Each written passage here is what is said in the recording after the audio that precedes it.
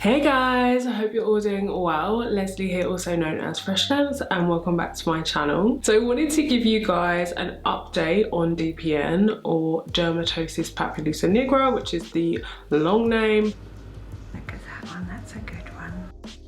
I had it removed again recently. So the last video I did was about 5 years ago. So I thought, do you know what, let's go through, do an update, talk a little bit more about it, because it's a really common thing that not a lot of people seem to know much about. So yeah, let's get into it. So for anyone that doesn't know what DPN is, it's a super common skin condition that tends to affect tanned and darker skin. Essentially, it's a raised lump on the skin, tends to be brown or very dark, and it kind of looks like a flat skin tag. It gets confused with a lot of things. A lot of people call it skin tags, or sometimes people think it's seborrheic keratosis, or sometimes people think it's moles. They're not moles. But sometimes I suppose they're the easiest way to describe it. That's kind of what it looks like, but it's neither of those things. So it can occur typically in puberty or in pregnancy, or you just might just notice it as you age. And it does seem to be more common in women than men, but a really famous example of someone with DPN is Morgan Freeman. So you absolutely do not need to get it removed. This video really is for anyone that's just a bit curious about what it is or wants to know a little bit about the removal process. I'm not a medical professional. I'm just someone that's had this removed quite a lot, so I'm just sharing my experience. So DPN can come in a few different sort of sizes. Mine in particular tend to start off quite small and they can get bigger over time, or they might just stay really small. It's really dependent on each person, but they're not harmful at all. So if they do get bigger, that's not really a worry. But I think if you ever have something on your skin and you're not sure what it is and it changes shape or color, you can always go and get them checked out. But typically with DPN, it's not harmful. You don't have to worry about it. It's benign, and removal really is cosmetic. In terms of removal options, there is quite a few options, but there's nothing that I'm aware of that you can do at home. So once you go to a dermatologist, they'll take you through the different options. The two main ones that I'm aware of are laser resurfacing or electrosurgery, which has a few different names. So it could be electrosurgery, electrocortification, electrolysis, but it's essentially this little device. It's tiny, it looks like a little needle, the tip of it, and they use that to basically almost like sort of tear it away from the skin. I only have experience of it being removed by electrosurgery, and I've had this done about 5 times. I can't remember the exact number, but it's like maybe 5 or 6, quite a few times over about the last 8 years. I think it's really effective. I like how it works. So that for me is the best option. But obviously what's suggested will depend on how many you have, time, cost, the size of them, etc. So with removal, you guys know that I went for electrosurgery. The place I went to is Absolute Aesthetics. They have 2 clinics in London and in Guildford.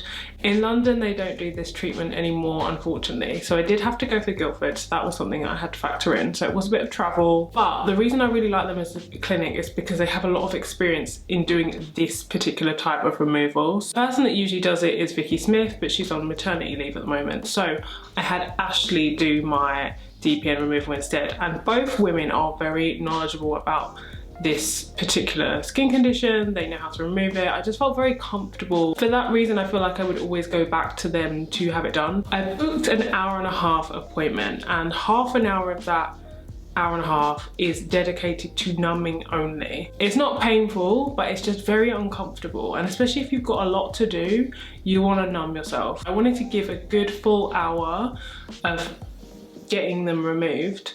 The priority is usually always my face. This time around I did want to do a few on my neck and then also my leg. I booked an hour not really knowing how many could be done, but I just hoped for the best. You removed quite a lot, and yeah, the ones I have left don't bother me at all. So as I said before, it is electrosurgery. So what that means is that they use the tiny little tip of the tool to basically put the electric current under the skin and then scrape it off. Ashley told me that when they do this, they're really conscious of only touching the DPN. They don't touch any of the surrounding skin. I do kind of feel like that's why the small ones were kind of easier to get off, because she would just go under it and it just kind of nicked off and then that was it.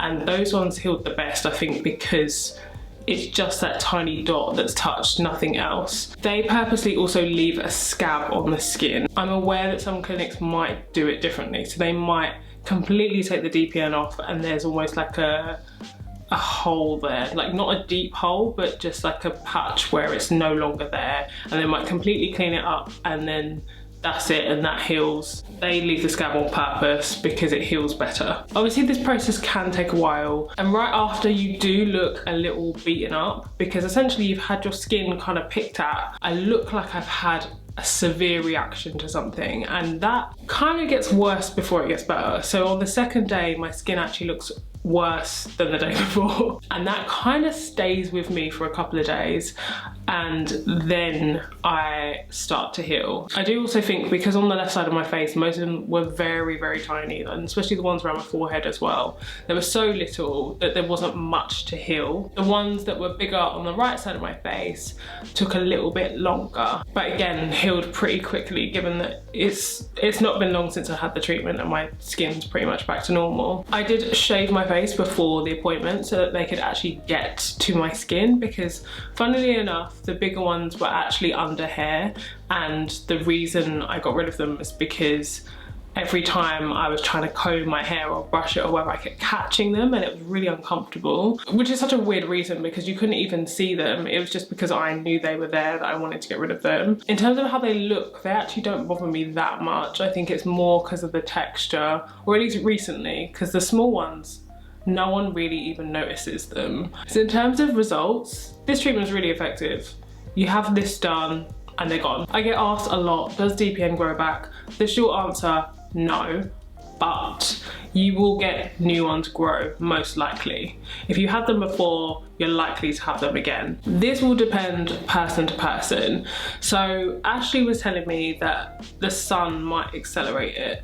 So maybe in summer months, you might find that you have more on your face. It doesn't make them grow, but it just makes them, I don't know, maybe makes them bigger faster, or changes the color quicker or something, or makes them more noticeable. What I'm finding is no one really seems to know what causes them or why they even appear on the skin. That makes it really tricky then to predict what's going to happen. It is just one of those things that kind of needs maintenance. Again, that's really dependent on you. You might find that you get some and you don't want to remove them, or you get some removed and more grow and you're not bothered. And I feel like that's how I kind of felt. I hadn't even really noticed them until this one was reminding me every day when I was brushing my hair. And then I feel like lastly, just to put this in here, is just to talk a little bit about risks and downsides, because I don't want to pretend that you just have the treatment and everything's fine. You do have to be really careful with your skin when you're healing. I'm not sure about other clinics, but with Absolute Aesthetics, you get given witch hazel, and you apply the witch hazel essentially to keep your skin